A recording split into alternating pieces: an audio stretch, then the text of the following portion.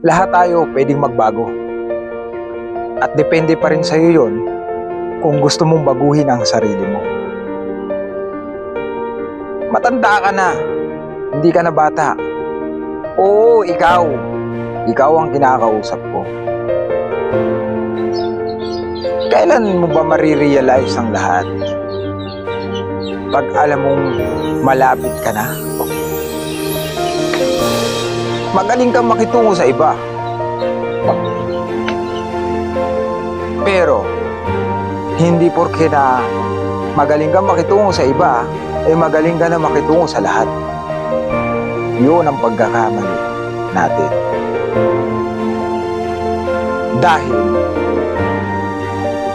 mas the best pakitaan ng magandang pag-uugali yung mga taong nagawa natin ng hindi maganda noong panahon